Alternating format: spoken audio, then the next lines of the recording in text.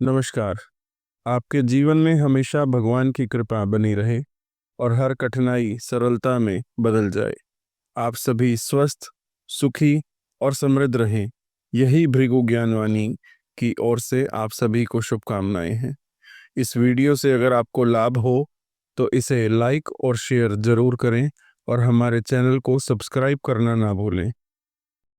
आज की वीडियो का हमारा विषय बहुत महत्वपूर्ण है। बहुत से सज्जन, बहुत से श्रोता ये जानने के इच्छुक रहते हैं कि उनका पिछला जन्म कैसा था।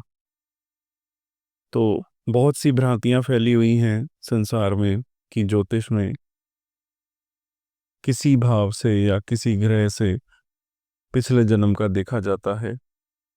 आज उसी कड़ी में मैं अपनी एक वीडियो पेश कर रहा हूं कि पिछले जन्म में जो भी आपके कर्म थे उसके अनुसार राहु आपको क्या फल देने वाला है आपके प्रत्येक भाव में। यानी कि आज राहु आपकी लगन कुंडली में कौन से भाव में बैठा है, क्यों बैठा है और किस लिए बैठा है, उसका एक ही उत्तर है कि आपके पिछले जन्म के कर्म।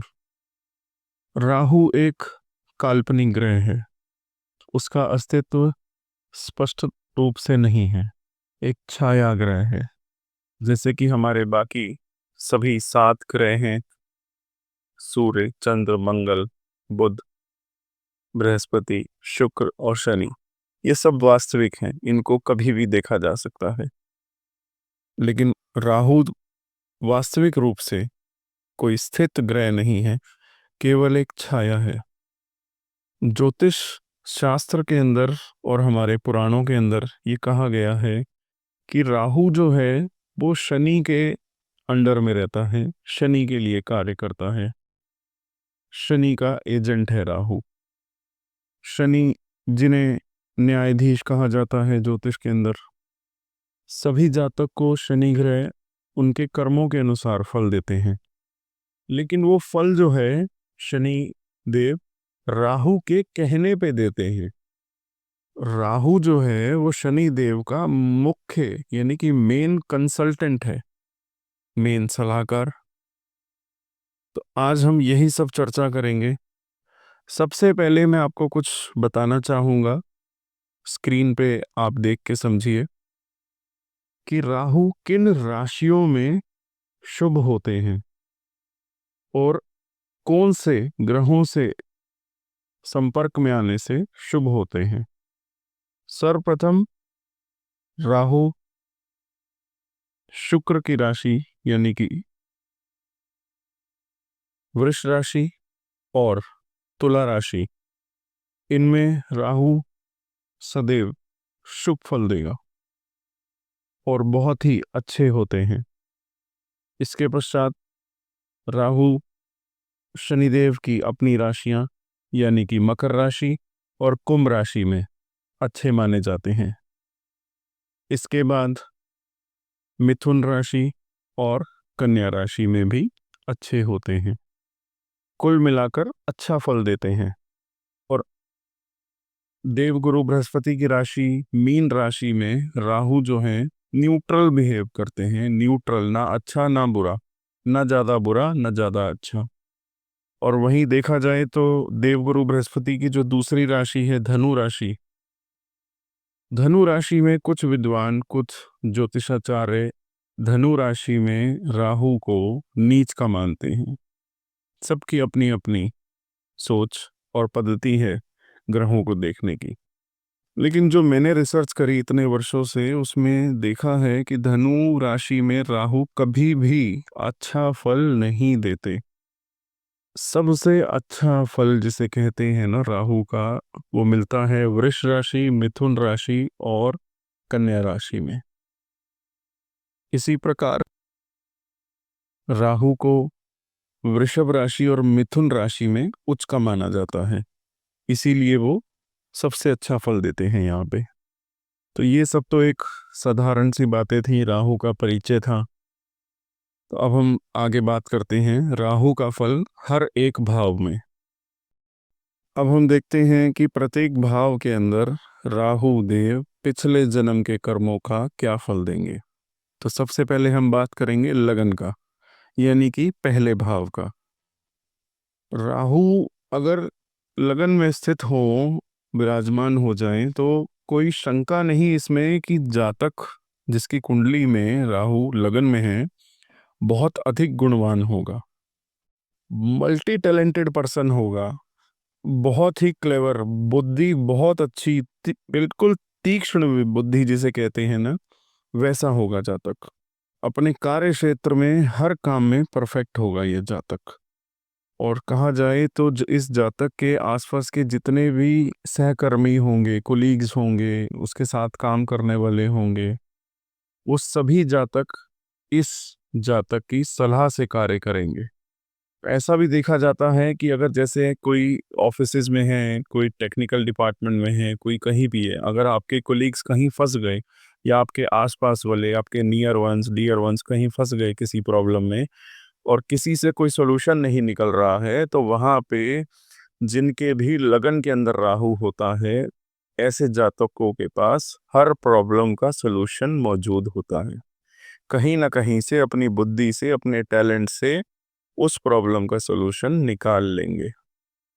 ऐसे जातक बहुत ही ज़्यादा मेहनती होंगे और जो एम इन्होंने एक बार अपने जीवन में ठान लिया, उसको जब तक प्राप्त नहीं करेंगे, यानी कहते हैं ना कि एक बार अपने लक्ष्य को जब तक प्राप्त न कर लें, ये बैठने वाले नहीं हैं।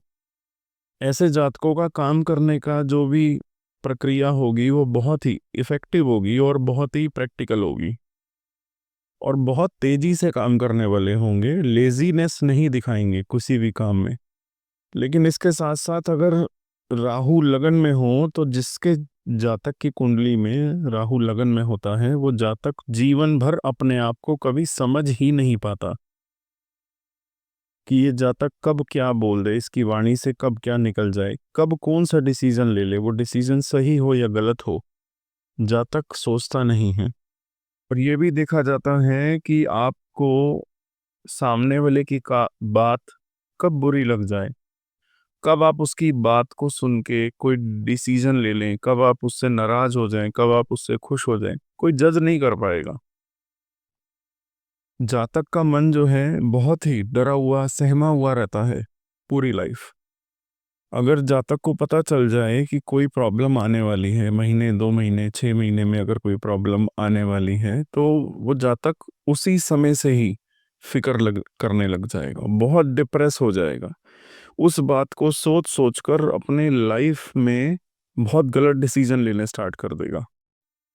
ऐसा करने से जातक के दिमाग में बहुत नेगेटिविटी भर जाएगी, बहुत गंदे विचार आएंगे, कहीं कुछ प्लस ना हो जाए या माइनस ना हो जाए। जातक कभी भी यही इसी समय में इसी उलझन में रहेगा कि कहीं ये ना हट जाए, कहीं वो ना घट जाए, कंफ्यूज एकदम बिल्कुल।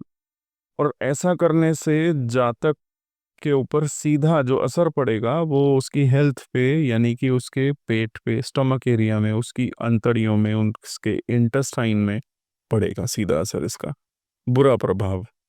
सब कुछ होते हुए भी ऐसे जातक के पास वो हमेशा से डरा हुआ रहेगा, हमेशा से एक खौफ में, बिना देखे खौफ में, एक इल्यूजन में। राहु का काम ही है इल्यूजन क्रिएट करना, एक भ्रम पैदा करना, और ये जातक उसमें सबसे ज्यादा रहेगा। और ऐसा करने से ये जातक अपनी लाइफ को कभी भी इंजॉयबल नहीं बना पाएगा, अपने घर परिवार में, अपने गृहस्थ जीवन में, अपने संतान के साथ, अपने जीवन साथी के साथ कभी भी एंजॉय नहीं कर पाएगा, इसी डर के कारण। जितने भी सुख होंगे, उन सुखों को आप कभी यूज नहीं कर पाओगे, उन सुखों का कभी प्रयोग नहीं कर पाओगे। और ऐसे टाइम पे ही जातक नशीले पदार्थों का सेवन करना शुरू कर देते हैं। इससे बचना चाहिए आपको। और कई बार ऐसे देखा जाता है कि जिनके लगन में राहु हो, उनको नींद से रिलेटेड रात को नींद नहीं आती, वो डॉक्टर से अपनी नींद की प्रिस्क्रिप्शन लिखवा लेते हैं और फिर वो खाते रहते हैं और उनको उस नींद की गोलियों की लत लग जाती है। तो इस चीज़ से भी बचना चाहिए। तो आपको इससे ये देखने को मिलेगा कि जिनका भी लगन के पहले भाव में राहु होता है वो पिछले जन्म में इस तरीके की पोजीशन पे बैठे होंगे जो फैसला सुनाते होंगे, यानी कि जज की पोस्ट पे या फिर किसी गांव के सरपंच, मुखिया, इस तरीके की पोस्ट पे जातक पिछले जन्म में होता है जिनके भी लगन के अंदर यानी पहले भाव में राहु होता है। पिछले जन्म में उन लोगों ने अच्छे कार्य तो करे, लेकिन किसी न किसी के दबाव में आकर या फिर कहते हैं लालच में आकर दो तीन ऐसे फैसले दिए अपने पिछले जन्म में कि वो बहुत ही गलत थे, जिनका भुगतान करने के लिए राहु पहले भाव में स्थित हुए हैं इस जन्म में, जिसके कारण कुछ लोग बहुत ही ज़्यादा दुखी हुए और उस दुख के कारण ही पिछले जन्म में उन जातकों की मृत्यु हो गई पिछले जन्म में। उसी के कारण जातक को ऐसा कर्म का फल इस जन्म में भुगतना पड़ रहा है। अब बात करते हैं दूसरे भाव में अगर राहु स्थित हो तो जातक के पास बहुत सी अच्छी शक्तियां होती हैं, अच्छा मान सम्मान और अच्छी इज्जत होती है। कुछ जगह ऐसा भी बताया जाता है कि राहु अगर दूसरे भाव में हो तो जातक जो है राजा के समान होता है, एक बहुत अच्छी सीट पे एक राजा के इक्विवेलेंट होता है, यानी कि इस जातक के पास भौतिक सुख जितने भी होते हैं सभी का सुख प्राप्त होता है। धनवान भी होता है अगर राहु शुभ हो तो अचानक से धन लाभ के योग भी बनते हैं। जातक का रंग जितना पक्का होगा, जितना गहरा होगा, यानी कि जिसे कैसे जज करना है कि यानी कि अपने परिवार में देखना है कि अपने परिवार के बाकी सदस्यों से तुलना करके देखना है। अगर उन सभी से जातक का रंग अधिक काला हो तो उन सभी से जातक बहुत भाग्यशाली होता है। कैरेक्टर वाइज भी ये जातक बहुत अच्छा होगा, बहुत अच्छा चाल चलन होगा।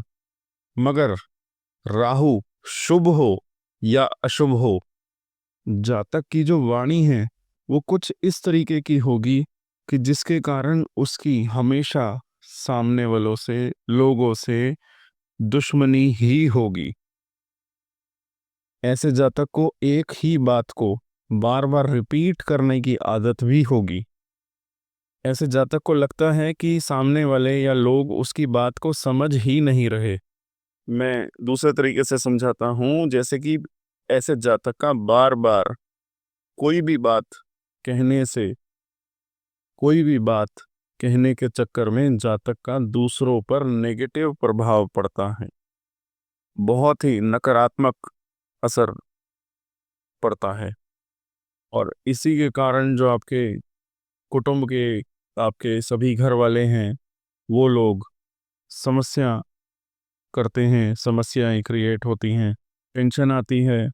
कार्य क्षेत्र में आपकी वाणी के कारण टेंशन आती है। परिवार के ऐसे सदस्य जातक के साथ गलत व्यवहार कर देते हैं, तो ये आपके पिछले जन्म से संबंध है। क्या था आपके पिछले जन्म में कि पिछले जन्म में आपने अपने परिवार के सदस्यों के प्रति अपना फर्ज अदा ही नहीं करा। अपने ऐशो आराम में आप ऐसे लगे रहे कि आपने अपने परिवार की जरूरतें पूरी करी ही नहीं अपने पिछले जन्म में। और पिछले जन्म में किसी की चुगली करी, किसी को भड़काया, कई लोगों में आपस में कलह करवाया, कई लोगों में झगड़ा करवाया, कई लोगों के घरों का वातावरण तक आपने खराब करा। तो आप समझ रहे होंगे इस बात को अच्छे से। आगे चलते हैं, तीसरे भाव में राहु हो तो कई जगह तो ऐसा बताया जाता है कि अगर तीसरे घर में राहु हो तो ये राजयोग का निर्माण करता है। जब शुभ राहु तीसरे भाव में विराजमान हो तो जातक जो है रिस्क लेने की कैपेसिटी रखता है, बहुत खतरे वाले, जोखिम वाले काम करने का। प्रयास भी करता है। रिस्क लेने की आदत बहुत होती है अपनी लाइफ में। बहुत बड़े से बड़ा रिस्क भी बहुत आसानी से ले लेता है जातक। और ये भी देखा है कि जो बड़ा रिस्क ले सकता है वो कामयाब भी बहुत ज़्यादा होता है। इसलिए अगर ऐसे जातक यानी कि तीसरे भाव में अगर राहु स्थित हो और जातक बिजनेसमैन हो, बिजनेस करता हो, तो बहुत ज़्यादा कामयाबी हासिल करते हैं ऐसे जातक। और अगर जॉब में हो तो भी कहीं ना कहीं हाथ पैर मार के, ऊपर नीचे करके पैसे तो बहुत इकट्ठे कर लेता है ऐसा जातक। इसके अलावा जातक में एडमिनिस्ट्रेटिव क्वालिटी बहुत अच्छी होती है, क्योंकि ऐसे जातक जो हैं डिसीजन बहुत जल्दी लेते हैं, डिसीजन लेने में देर नहीं करते। बहुत जल्दी कोई भी निर्णय लेना हो तो एकदम चुटकियों में चुटकी बजा के निर्णय लेते हैं। कोई भी बड़ी समस्या या छोटी समस्या आ जाए, ऐसा जातक इंस्टेंट डिसीजन ले लेता है। और ऐसे जातकों का वो ऐसे समय में लिया हुआ निर्णय हमेशा से ठीक ही निकलता है, मैक्सिमम टाइम ठीक ही निकलता है, अगर शुभ राहु हो तो। और अगर शुभ प्रभाव में राहु हो तो भाई बहन भी बहुत सहायता करते हैं। लेकिन अगर अशुभ हो राहु तीसरे भाव में, तो जातक के भाई बहन भी ऐसे जातक की तरक्की में रुकावट उत्पन्न करते हैं और खुद भी रुकावट बनते हैं। तीसरे भाव में राहु हो, शुभ हो या अशुभ हो, एक बात तो है, जीवन में दुस्साहस के कारण या फिर रिस्क लेने की ज़्यादा कैपेसिटी होने के कारण कुछ फैसले, कुछ ऐसे कार्य भी हो जाते हैं जो गलत होते हैं। ओवर एक्साइटेड हो गए, अति उत्साह में आकर इस तरीके के कार्य हो जाते हैं जिसका खामियाजा, जिसके रेपरकशंस आपको पूरी लाइफ भर आपको सहने होते हैं। जो जातक राजनीति में हैं, चुनाव के समय, इलेक्शन के समय उनसे गलत कार्य हो जाते हैं। और जो बिजनेस में हैं वो भी अति उत्साह में आकर गैर कानूनी कार्य कर बैठते हैं। और ऐसा करने के बाद फिर पूरी जिंदगी, होल लाइफ आपको वो सब, उसका बुरा असर भुगतना पड़ता है। ऐसा करने से बदनामी भी आपकी हो सकती है। तो देखते हैं पिछले जन्म से क्या संबंध हुआ आपका। पिछले जन्म में आपने अच्छे कर्म तो किए होते हैं, लेकिन अपने निजी लाभ के लिए ही आपने अच्छे कर्म करे होते हैं। आपने अपने पिछले जन्म में किसी का कत्ल भी करवाया हो सकता है, या ये भी कह सकते हैं कि दूसरे शब्दों में कि हो सकता है कि आपने खुद भी किसी का कत्ल किया हो। इसके अलावा ये कह सकते हैं कि पिछले जन्म में आपने अपने भाइयों का धन गलत ढंग से प्राप्त करने की कोशिश करी हो सकती है। और अगर इसी जन्म में आपके भाई आपका साथ दे रहे हैं, तो पिछले जन्म में आपने ऐसा नहीं किया होगा। और अगर इस जन्म में आपके भाई आपका साथ नहीं दे रहे हैं, तो पिछले जन्म में आपने अपने भाइयों का धन हड़प लिया होगा गलत तरीकों से। अब आगे चलते हैं, बात करते हैं चतुर्थ भाव में यानी कि चौथे भाव में राहु शुभ हो तो जातक बहुत धनी होता है, नौकर चाकरों से युक्त होता है, व्यापार में कामयाब होता है, अच्छी शक्तियां होती हैं, जमीन जायदाद वाहन का सुख प्राप्त होता है, अच्छे डेजिग्नेशन पे होते हैं चतुर्थ भाव में राहु बोले जातक, और मान प्रतिष्ठा भी मिलती है। और अगर अशुभ प्रभावों में हो, यानी कि कहेंगे कि अशुभ ग्रहों की दृष्टि हो चतुर्थ भाव के राहु पे, तो इन सभी बातों में कमी देखी जाती है जो बातें अभी पहले बताई हैं। और इसके साथ साथ देखा जाए तो माता से वैचारिक रूप से बहुत मतभेद रहते हैं, और कई बार ऐसे जातकों की माता उनसे बहुत बार नाराज रहती हैं। और कई केसों में ऐसा देखा जाता है कि माता अपना धन जो है उस जातक के दूसरे भाई बहनों में ही दे देती हैं, जब भी चौथे भाव में राहु विराजमान होता है। और चौथे भाव में राहु शुभ हो या अशुभ हो, लेकिन एक बात तो कंफर्म है कि जातक को सुख नहीं मिलता, और इसके साथ साथ इसके आसपास के लोग उसको बहुत धोखा देते हैं। चाहे कितने भी भौतिक सुख हों, भौतिक सुख प्राप्त करने में थोड़ी बहुत बाधाएं तो उत्पन्न होती हैं, लेकिन मन ऐसे जातक का बहुत भटकता है। माता का आशीर्वाद दिल से प्राप्त नहीं होगा। बात करते हैं पिछले जन्म में जिनके भी चतुर्थ भाव में राहु होता है, पिछले जन्म में ऐसे जातकों ने, गरीब लोगों को जातक ने बहुत दुख दिया होता है। पिछले जीवन में गरीबों के धन का उपयोग करा होता है अपने निजी कार्यों के लिए, जिसके कारण इस जन्म में सुख के लिए मारा मारा फिरता है इस जन्म में, लेकिन सुख प्राप्त नहीं होता। अगर आप किसी भी भाव में राहु का उपाय जानना चाहते हो तो नीचे कमेंट बॉक्स में मैसेज करें या हमारे दिए हुए नंबर पर संपर्क करें, हम आपको उपाय भी बताएंगे। अब बात करते हैं पंचम भाव में राहु। अगर पंचम भाव में राहु हो, विराजमान हो जाए, तो जातक की बुद्धि बहुत ही तीक्ष्ण होती है, बहुत तेज होती है। राहु जो है एक कूटनीति का ग्रह है, एक इल्यूजन का ग्रह है। तो के सामने ऐसा जातक ऐसा प्रटेंड करेगा कि ये जातक बहुत बड़ा है। आसपास में देखा जाता है कि ऐसे जातक का रुतबा अपनी हैसियत से भी बहुत बड़ा होता है। ऐसे जातक के पास जितना अधिक धन होगा, जितनी अधिक शक्तियां होंगी, तो आसपास के लोगों को ऐसा लगेगा कि इस जातक के पास इससे भी अधिक धन है, इससे भी अधिक पावर है। से जातक तर्क और वितर्क बहुत अच्छे से तर्क वितर्क करने में एकदम निपुण होते हैं। अगर ये भी देखा गया है हमारे रिसर्च में कि पंचम भाव में राहु स्थित हो और ऐसे जातक की कोई बात अगर काट दे, तो ऐसे जातक को बहुत ही ज्यादा अधिक तेज गुस्सा भी आ जाता है। और अगर ऐसे भाव में राहु शुभ हो, तो जो जातक की संतान होती है वो जातक का नाम बहुत चमकाती है। गुरु की दृष्टि हो या शुक्र के प्रभाव में हो, तो भी राहु बहुत शुभ हो जाता है इस भाव में। और यही अगर पंचम भाव में राहु अशुभ हो, तो संतान प्राप्ति में बहुत अधिक विघ्न और बाधाएं आती हैं। गर्भपात जैसी समस्याएं भी देखी गई हैं। पंचम भाव में राहु हो तो प्रेम संबंधों के कारण गृहस्थ जीवन में परेशानी आती है, या फिर जो जातक का जीवन साथी होता है इसकी इच्छा से अनुकूल नहीं मिलता। जब ऐसे जातक की शादी होती है तो एक तरीके से कह सकते हैं कि जातक का दिल तो नहीं होता वहाँ शादी करने का, वहाँ विवाह करने का, मगर प्रेशर में आकर या घर वालों के प्रभाव में आकर उस स्थान पे शादी करनी पड़ जाती है, या फिर प्रेम संबंधों में फंसकर, या फिर वासनाओं के चक्कर में शादी करनी पड़ जाती है।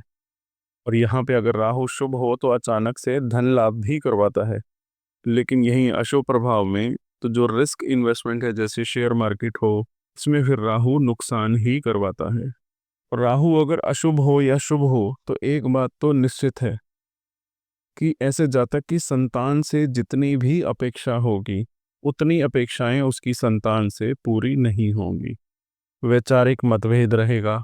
ऐसा जातक संतान के लिए जरूरत से ज़्यादा तो करेगा प्रयास, लेकिन उस जातक को अपनी ही संतान से रिस्पॉन्स नहीं मिलता।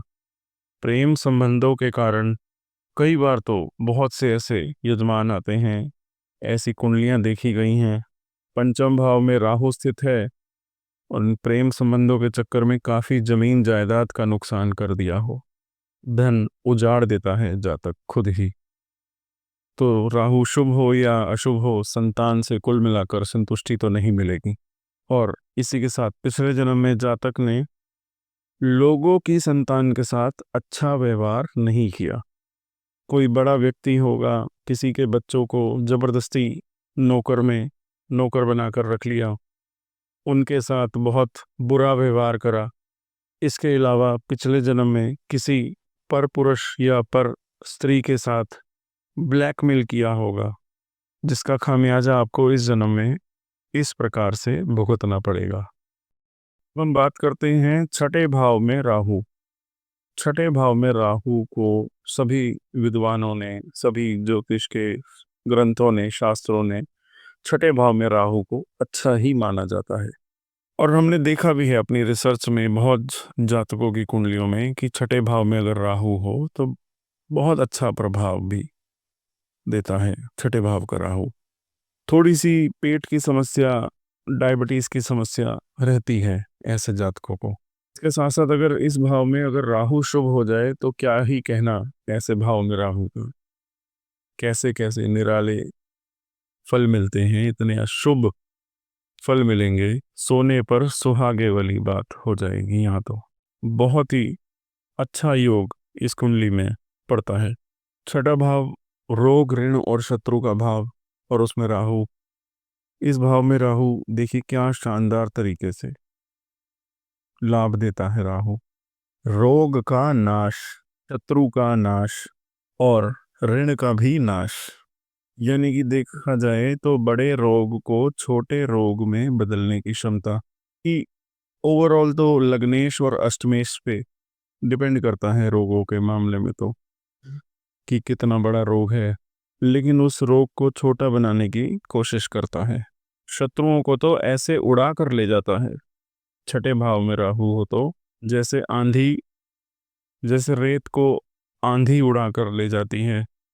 कोई जातक अगर ऐसे जातक से शत्रुता कर ले, यानी कि अगर कोई भी आपका नज़दीकी व्यक्ति अगर आपके साथ शत्रुता कर ले, तो उसी दिन से समझ लीजिए कि उस जातक के खराब दिन शुरू हो गए, उसका बुरा वक्त शुरू हो गया आपसे शत्रुता लेने के साथ ही। छठे भाव में जिनका राहु होता है, ऐसे व्यक्ति से, ऐसे जातक से कोई भी अगर शत्रुता लेता है तो ये हमारी रिसर्च में हमने देखा है कि वैसा जातक जो आपसे शत्रुता ले रहा है वो अपनी ही मुसीबतों में फंस जाएगा। आपको कुछ करने की आवश्यकता ही नहीं पड़ेगी, वो स्वयं ही फंस जाएगा। प्रकृति जो है वो अपना कार्य इसी प्रकार से करेगी और उस पर मुसीबतों के पहाड़ टूटना आरंभ हो जाएंगे। और इसके साथ साथ जातक को अपने पूरे जीवन में लोन या फिर कोई कर्ज लेने की आवश्यकता ही नहीं पड़ेगी अगर राहु शुभ है तो छठे भाव में। और अगर ले भी लिया तो आसानी से आप वापस कर दोगे। अपने जीवन में आप बहुत बड़े बड़े कार्य करने वाले होंगे। इसके साथ साथ समाज में आपकी मान प्रतिष्ठा बहुत ही उम्दा होगी, बहुत ही श्रेष्ठ श्रेणी में होगी आपकी मान प्रतिष्ठा। बस आपने खास तौर पर ध्यान रखना है कि कभी आपको पेट से संबंधी बीमारी ना हो जाए। इसके साथ साथ अपनी संगति, अपने साथ के लोगों का ध्यान रखना है, अपनी संगति को बिगड़ने नहीं देना, खराब नहीं होने देना। अधिक कोई नुकसान नहीं बचा सकेगी आपकी संगति, लेकिन फिर भी थोड़ा सा ध्यान रखना सही होगा। देखते हैं कि छठे भाव में राहु कब आता है। कब आता है? जब पिछले जन्म में जातक ने पिछले जन्म में बहुत अच्छे कर्म करे होते हैं, तब राहु छठे भाव में विराजमान होता है। अब देखते हैं सप्तम भाव में, यानी कि सातवें भाव में राहु अगर विराजमान है तो राहु शुभ हो तो सरकारी कार्यों से लाभ होता है जातक को, बड़े बड़े लोगों से मेल जोल होता है, जिसके कारण वो जातक अपने कार्य तो सिद्ध करवा ही लेता है और अपने आसपास के लोगों के कार्य भी सिद्ध करवाता हुआ देखा गया है। और इसी कारण से आसपास के, आपके जितने भी आसपास के लोग हैं वो आपकी इज्जत बहुत करते हैं। ऐसे समय में जातक कूटनीतिक होता है, लेकिन आप दूसरों के बहकावे में, दूसरों के इन्फ्लुएंस में आप बहुत जल्दी आ जाते हैं, उससे बचना है आपको।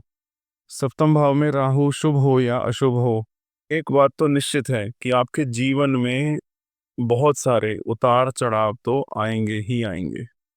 मैं तो आपको यही सलाह दूंगा जिनके भी सप्तम भाव में राहु है कि थोड़ा सा इमरजेंसी फंड, अपने खराब समय के लिए कुछ पैसा एक अलग जगह पे बचाकर सेव करके रखें, क्योंकि बहुत बार आपको इमरजेंसी फंड की जरूरत पड़ सकती है। ऐसा हमारे रिसर्च में हमने देखा है जिनके भी सप्तम भाव में राहु होता है। अचानक से इंस्टेंट कोई परेशानी, बिना सोचे समझे, बिना एक्सपेक्टेड कोई भी परेशानी आपके जीवन में आ जाएगी। अगर ऐसा नहीं करा तो ऐसे समय में आपको मायूसी का सामना, बेइज्जती का सामना करना पड़ेगा। क्योंकि देखा गया है कि विपत्ति के समय में जो सबसे बड़ा आपका मित्र होता है, सबसे बड़ा जो सहयोगी होता है, वो होती हैं स्वयं लक्ष्मी देवी, यानी कि धन। और ऐसे समय पे आपने अगर अपने लिए धन नहीं रखा होगा तो आपको बहुत परेशानियां आ सकती हैं। यानी कि जो आपका धन है और जो आपके पास गुण हैं, वह आपके सबसे अच्छे मित्र होते हैं।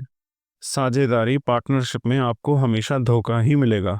देर सवेर कभी ना कभी साझेदारी में प्रॉब्लम तो आएगी ही आएगी। तो अब देखते हैं पिछले जन्म में क्या संबंध बना आपके कर्मों का, जो आपको ये सब सहना पड़ेगा। एक तो पिछले जन्म में आपने अपने जीवन साथी को मान सम्मान, जो उनका अधिकार था, वो आपने उनको नहीं दिया।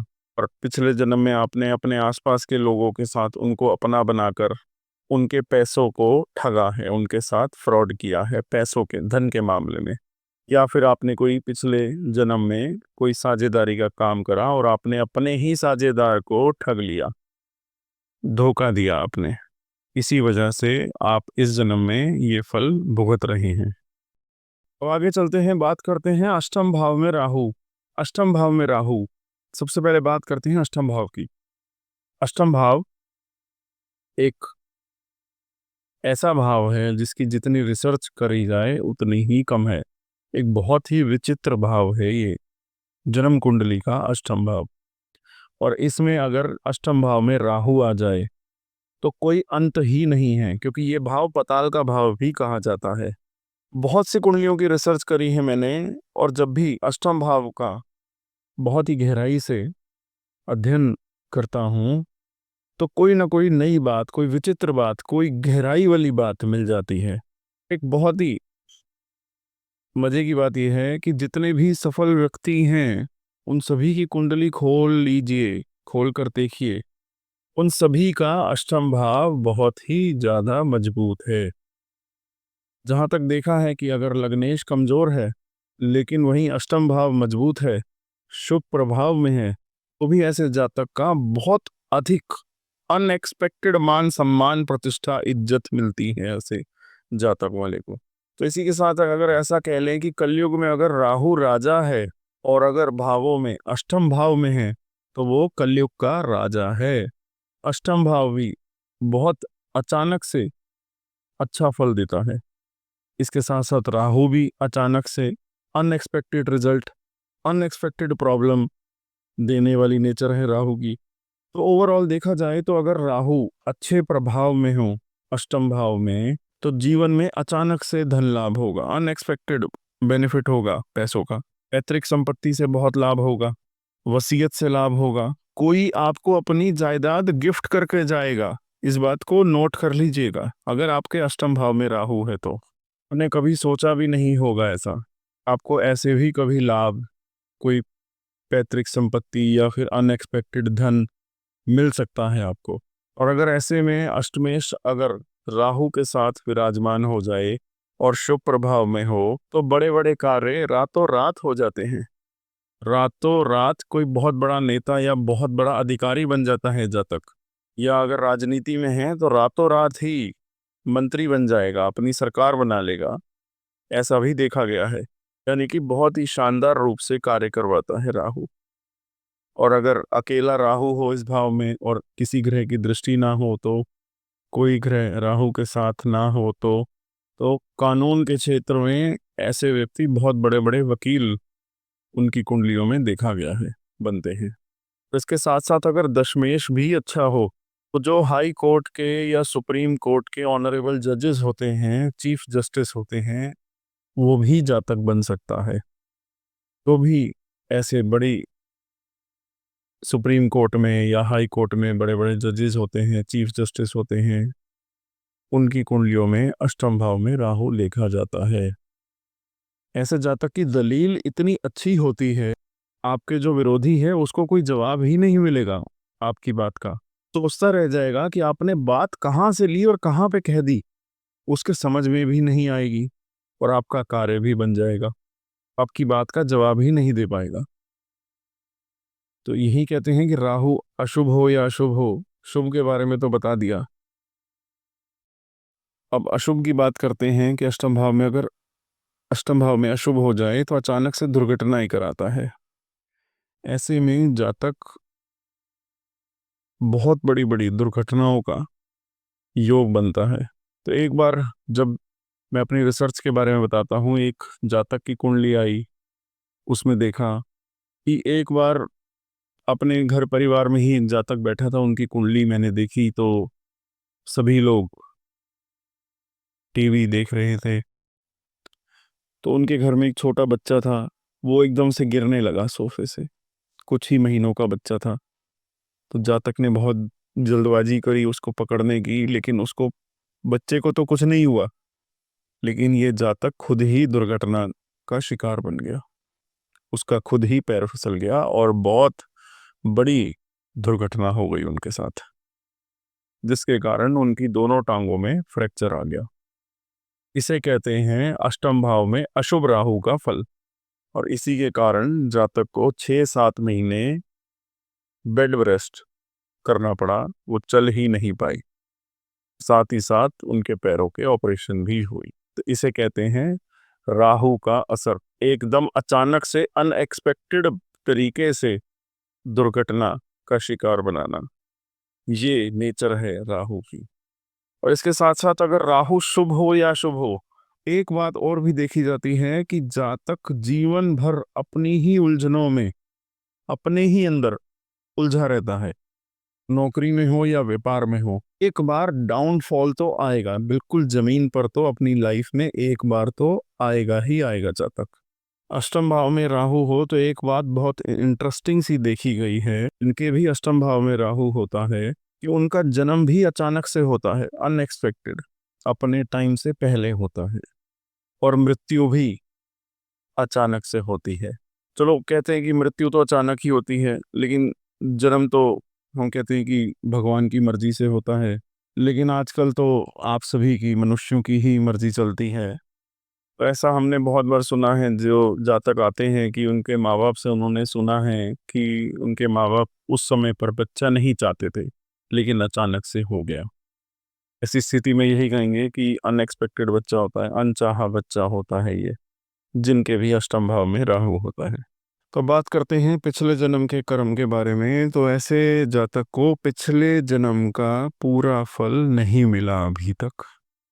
ऐसे जातक की साथ, जैसे कहते हैं ना कि कोई मास डेथ हुई हो, कोई फ्लड आ गया हो, कोई प्राकृतिक कोई ऐसी चीज हो गई हो, किसी रेलगाड़ी का एक्सीडेंट हो गया, कोई समुद्री जहाज डूब गया, या भूचाल भूकंप आ गया, तो बहुत मात्रा में लोग मर जाते हैं। तो ऐसे समय पे जातक की पिछले जन्म में मृत्यु हुई होती है। तो देखा गया है कि उस समय सभी की कुंडली में मार्केश तो नहीं होता, लेकिन कई बार मृत्यु हो जाती है। प्रकृति के कुछ ऐसे अनसुलझे नियम हैं जिसे जातक की पिछले जन्म की मृत्यु होती है। और जो पिछले जन्म के जो कर्म होते हैं, उनको उनका पूरा फल नहीं मिला होता, और इसी जन्म में उनको पूरा फल, पूर्ण फल आपको मिलेगा। अब हम आगे चलते हैं, बात करते हैं नवम भाव में, यानी कि भाग्य के भाव में अगर राहु विराजमान हो जाए तो। कर्म का भी भाव है नवम भाव। शुभ अगर हो राहु इस भाव में तो अचानक से सभी काम करवा देता है राहु। और आपके भाग्य का उदय भी, और भाग्य उदय का कारण भी राहु ही बनता है अचानक से।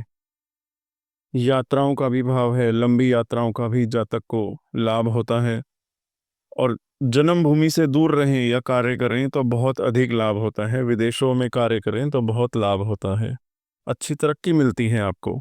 लेकिन अगर अशुभ प्रभाव में हो राहु तो विदेश में जाकर अचानक ही आपको वापस आना पड़ता है। घर में कोई ना कोई इस तरीके की घटना घट जाएगी, किसी की मृत्यु हो जाएगी, या विदेश में किसी से कोई झगड़ा या कोई लीगल फॉर्मेलिटीज में आप फंस जाएंगे कि आपको वापस आना पड़ेगा। शुभ भाव में, शुभ प्रभाव में तो राहु आपको सभी सुख सुविधा देगा। और धर्म के क्षेत्र में भी आप दिखावा करने की कोशिश करेंगे, अपने आप को बहुत धार्मिक शो करने की कोशिश करेंगे, दिल में चाहे आपके कुछ भी हो। तो आपको एक बात का ध्यान रखना है, नवम भाव में अगर राहु शुभ हो या अशुभ हो, जीवन में एक दो बार आपको भाग्य अचानक धोखा देगा ही देगा। जब आपको भाग्य की बहुत अधिक आवश्यकता होगी तो उस समय जातक को उसका भाग्य धोखा ही देगा। बहुत सी कुंडलियां देखी हैं हमने जिनके नवम भाव में राहु होता है, तो सभी के साथ ये प्रॉब्लम देखी गई है। ऐसे जातक को बड़ा लाभ तो हो जाता है, लेकिन विघ्न बाधाएं बहुत आती हैं। और जब भी जातक धार्मिक बनने की कोशिश करता है, धार्मिक कार्यों में संयोग भाग लेने की कोशिश करता है, तो उसके जीवन में कोई ना कोई बड़ी प्रॉब्लम शुरू हो जाती है, जिसके कारण वो बीच में ही कई बार धार्मिक कार्यों में रुचि कम कर देता है। तो पिछले जन्म से आपका क्या संबंध है? तो पिछले जन्म में आप कई लोग आपने उजाड़े होंगे। समाज में आपने प्रसिद्धि प्राप्त करने के लिए बहुत से गलत काम करे होंगे, कई लोगों को दुख दिया होगा, कई लोगों को आपने गलत तरीके से यूज किया होगा, इसीलिए आपको ये सहना पड़ेगा। बात करते हैं दसम भाव में। अगर दशम भाव में राहु हो, सबसे स्ट्रांग भाव होता है ये। और अगर यहाँ पे राहु चाहे शुभ हो या थोड़ा सा भी अगर शुभ हो, कि जातक किसी भी ढंग से, चाहे लीगल या इलीगल ढंग से, अपनी लाइफ में बहुत पावरफुल बनता है। चाहे आप सरकारी नौकरी में हो, राजनीति में हो, या कोई ऐसे प्रोफेशन में हो जिसमें आपको मान सम्मान अचानक से बहुत अधिक मिलेगा, आप पूजनीय बन जाएंगे। आपके अंदर इमोशंस बहुत कम होंगे, आपने आपके अंदर भावनाएं बहुत कम होंगी, आप लोगों को यूज करके छोड़ देंगे। और आपको बहुत अच्छे प्रकार से आता होगा सामने वाले से कैसे अपना कार्य करवाना है, कैसे सामने वाले को यूज करना है और उसके बाद थ्रो कर देना है। आप जरूरत के समय में तो अपने सामने वाले के पैर पकड़ लेंगे, जब आपको जरूरत नहीं है तो आप सामने वाले की परवाह भी नहीं करेंगे। आपकी इस तरीके की आदत होगी ही होगी और दशम भाव में राहु हो तो। और कहते हैं कि कलयुग में दशम भाव में राहु बहुत अच्छा फल देते देखा गया है। और लेकिन दशम भाव में राहु हो, शुभ हो या अशुभ हो, कितनी भी ऊंची पोजीशन मिल जाए, जातक कहेगा कि उसे और मिले, और शक्ति मिले, और ऊपर जाऊं, और जुगाड़ लगाएगा। ऐसा जातक, यानी कि 100 बंदों को सेलेक्ट करना था 10,000 में से, तो 100 बंदे तो जातक सेलेक्ट हो जाएंगे। फिर कहेंगे कि आप टॉप 10 में भी आप सेलेक्ट हो जाओ, लेकिन आपकी इच्छा पूरी नहीं होगी। कितनी भी शक्तियां आपको मिल जाएं, आपको कम ही लगेंगी। इसके साथ साथ एक बात और है कि दशम भाव में राहु शुभ हो या अशुभ हो, पारिवारिक सुख नहीं मिलेगा, कभी नहीं मिलेगा। कभी जीवन साथी की ओर से, कभी संतान की ओर से, कभी बहन भाइयों की ओर से, कभी माता पिता की ओर से, जातक को नेगेटिव कमेंट्स, नेगेटिव बातें सुनने को मिलती ही रहेंगी। लेकिन ऐसे जातकों का फोकस सिर्फ अपने नाम करने में, अपने हैसियत को बढ़ाने में ही होगी, दिखावा करने में ही होगी। तो पिछले जन्म का कैसे संबंध बनता है कि आपने पिछले जन्म में अपने परिवार के व्यक्तियों को, सदस्यों को यूज करके सरकारी शक्तियां हासिल कर ली। पिछले जन्म में तो परिवार ने आपका बहुत सहयोग दिया, लेकिन जब यूज किया आपने तो बहुत बद्दुआएं मिली आपको। और इस जन्म में तभी एक समय ऐसा आएगा कि जब जातक को एहसास होगा कि परिवार के सुख से बढ़कर कोई दूसरा सुख नहीं है।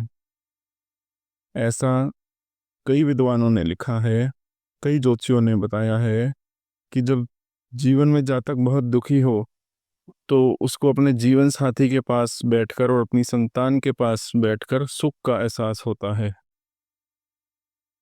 कोई ये भी कहता है कि उसे प्रेमी से सुख मिल जाए या प्रेमिका से सुख मिल जाए, तो ये गलत बात है। आपको सुख केवल अपने ही परिवार से मिलेगा। अगर कोई आपको दिखावा करता है सुख देने का, तो वो अपने लालच के लिए ढोंग करता है। और ऐसे जातक को इस बात की अकल बहुत देर बाद आती है दशम भाव में राहु हो तो काफी समय के बाद जातक को ऐसा एहसास होता है। बात करते हैं 11वें भाव में राहु हो तो 11वां भाव भी शनि का भाव होता है। 11वें भाव में राहु हो तो आपको आमदनी तो अच्छी मिलती है। आमदनी के एक से अधिक साधन भी हो सकते हैं। आपकी जैसे जैसे उम्र बढ़ती जाएगी वैसे वैसे आपका धन भी बढ़ता जाएगा। बुद्धि बहुत तेज होगी आपकी। और ऐसे जातक किंग मेकर देखे गए हैं कि जिनके भाव में 11वें भाव में राहु होता है। राहु बड़े बड़े लोग, बड़े बड़े आप व्यक्ति राजनीति में या आपके कार्य क्षेत्र में आपसे सलाह लेके कार्य करेंगे। आपकी जो योजनाएं, आपकी जो प्लानिंग होती है वो बहुत अच्छी होती है। कि संतान भी बहुत अच्छी तरक्की करती है। तर्क वितर्क करने में ऐसा जातक माहिर होता है जिनके भी 11वें भाव में राहु होता है। बहुत ही गहराई से सोच समझकर आप किसी की बात का उत्तर दोगे। पहले सोचोगे उसके पॉजिटिव पॉइंट्स, नेगेटिव पॉइंट्स, उसके बाद ही आप किसी को सलाह भी दोगे और उसकी बात का जवाब भी दोगे। हर प्रकार के सुख होते हैं आपके पास। अपना घर भी होता है, वाहन भी होता है, धनी भी आप बहुत होते हैं, सब कुछ होता है। मगर अगर 11वें भाव में राहु अगर शुभ है या अशुभ है, सब कुछ होते हुए भी आपकी संसार से वैराग्य की भावना होती है। पैसा भी सोचते हैं कि सभी को छोड़कर, सभी कुछ छोड़कर बहुत दूर चले जाएं। क्योंकि आपको अपने आसपास से संतुष्टि, आपका जो आसपास का माहौल है उससे आपको संतुष्टि, सेटिस्फेक्शन नहीं मिलती। और दूसरों को सुखी करने के चक्कर में आप खुद ही दुखी होते रहते हैं। यानी कि टोटल ओवरऑल कहें तो सुख की कमी, जीवन में सुख की वृद्धि। तो इसको देखते हैं पिछले जन्म में आपने क्या करा। पिछले जन्म में आपसे बहुत गलत कार्य हुए, इस जन्म में उसका प्रायश्चित हो रहा है। जिनके भी 11वें भाव में राहु होता है उसकी गति अच्छी होती है, लेकिन मृत्यु के बाद जन्म उनका अच्छा होता है। जो भी आपने पिछले जन्म में बुरे कर्म करे वो आपके खत्म हो गए। अब आपको केवल सुख ही सुख मिलेगा, लेकिन आपको कार्य अच्छे ही करने हैं। तो अंतिम भाव की बात करते हैं, 12वें भाव यानी कि खर्च के भाव की बात करते हैं। अगर 12वें भाव में राहु स्थित हो, इस भाव से विदेश से भाव होता है, लाभ होता है। ये भाव मोक्ष की प्राप्ति का भी है। तो अगर 12वें भाव में राहु शुभ हो तो आपको विदेश से लाभ होगा ही होगा। धन की आपको कभी कमी नहीं होगी, क्योंकि ये खर्च का भाव है। और यहाँ राहु अगर शुभ होता है तो आपको प्रचुर मात्रा में सभी आवश्यकताएं पूरी होने के लिए आपको धन तो मिलता है।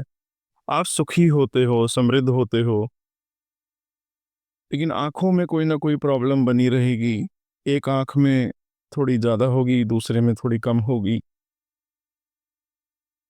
तो 12वें भाव में राहु अगर शुभ हो या अशुभ हो तो एक बात तो निश्चित है कि जीवन में एक दो बार आपको, जातक को, झूठे इल्जाम आपके ऊपर लगेंगे ही लगेंगे। बिना किसी कसूर के आपके ऊपर इल्जाम लगेंगे, जिसके कारण आप जीवन में बहुत बार दुखी हो जाएंगे। इसके अलावा अगर आप अच्छे कार्य करना भी चाहें, बीमारों की सहायता, बुजुर्गों की सहायता, किसी को मरने से बचाना चाहें या किसी गरीब की मृत्यु हो जाए तो उसकी सहायता करना चाहें, तो इन कामों में भी विघ्न बाधाएं आएंगी ही आएंगी। जब तक पूरी तरीके से सहायता नहीं कर पाएगा, आपकी मानसिक स्थिति ऐसी हो जाएगी कि या परिवार के लोगों के डर से आप इस तरीके के कार्य नहीं कर पाओगे।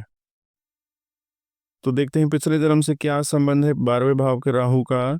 तो पिछले जन्म में जातक से बीमार लोगों ने, बुजुर्ग लोग जो मौत के करीब थे, उन्होंने सहायता मांगी। और आपके पास बहुत कुछ था, आप कर सकते थे, लेकिन आपने उनकी सहायता नहीं करी। जिन्होंने आपका बहुत करा, जो आपके नौकर चाकर थे, जब वो बीमार हो गए, मरने के किनारे थे, तब भी आपने उनका साथ नहीं दिया, उनकी सहायता नहीं करी, जिसके कारण आपका मन भटकता है। आपका भाई भी कई बार आपके लिए प्रॉब्लम क्रिएट करेगा, क्योंकि 12वें भाव में राहु जातक को थोड़ा सा लालची बना देता है। भाइयों का भी आप नुकसान करने की कोशिश करते हो। इसलिए कई बार आपके भाई आपके दुश्मन बन जाते हैं। तो ये तो मैंने अभी तक आपको सभी भावों में राहु का फल बताया है। तो उपाय भी होते हैं ज्योतिष में। वो उपाय कितने सफल होंगे ये डिपेंड करता है कि आपने अपने जीवन में इस जन्म में कितने अच्छे कर्म और कितने बुरे कर्म किए हैं, कितने शुभ और अशुभ प्रभाव में है राहु। राहु का सबसे बड़ा उपाय, आपके घर की जो छत है उसको एकदम साफ सुथरा रखें। और सभी के लिए उपाय अलग होते हैं, व्यक्ति विशेष के लिए, क्योंकि कौन से भाव कौन सी राशि में बैठा है, किसकी कौन से ग्रहों की दृष्टि है, कौन सी महादशा चल रही है, वो भी देखना होता है।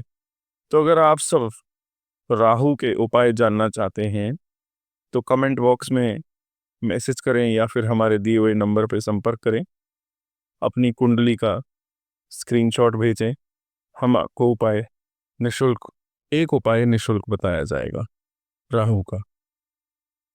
तो अगर आपने यहाँ तक वीडियो देखी है, मेरी वीडियो आपको अच्छी लगी हो, आप सभी बातों से संतुष्ट हो, तो मेरी वीडियो को लाइक करें, शेयर करें, अपने सभी परिवारजनों के साथ शेयर करें ताकि वो भी अपने बारे में जान सकें कि उनका राहु पिछले जन्म के साथ कैसे संबंध रखता है। तो मेरे चैनल पे अगर आप नए हैं तो सब्सक्राइब अवश्य करें, शेयर करें और लाइक करें। धन्यवाद।